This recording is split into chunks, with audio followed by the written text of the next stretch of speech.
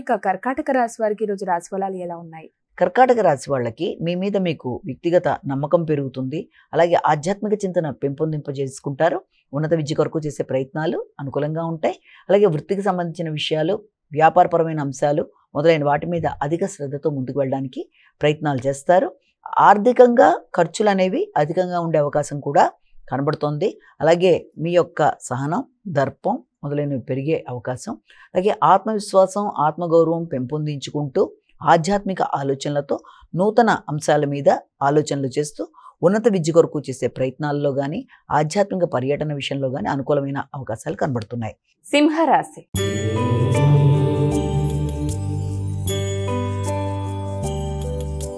ఇక తదుపరి రాశి అయినటువంటి సింహరాశి వారికి ఈరోజు ఎలా ఉంది? సింహరాశి వాళ్ళకి ఆకస్మిక ధన వ్యయానికి, అలాగే దాంతోపాటుగా మీ యొక్క ఆరోగ్యం మీద ప్రత్యేకమైన శ్రద్ధ కొరకు మీరు తీసుకునే ప్రయత్నాలు మొదలైనవి అవకాశాలు లాంటివి కనబడుతున్నాయి.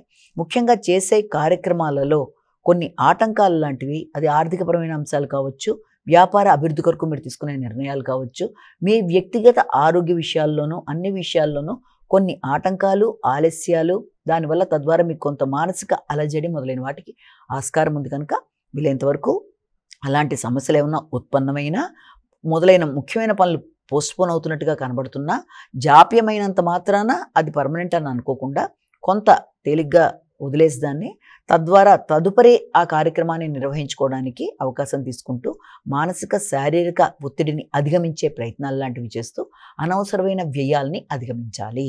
కన్యా రాశి.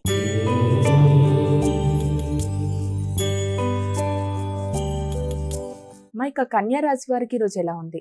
కన్యా రాశి వాళ్ళకి సాంఘిక సంబంధాలు, మైత్రి బంధాలు పెంపొందించుకుంటూ ముందుకు వెళ్ళడానికి ప్రయత్నాలు చేస్తారు. నూతన వ్యక్తుల పరిచయాలు అనుకూలంగా ఉంటాయి.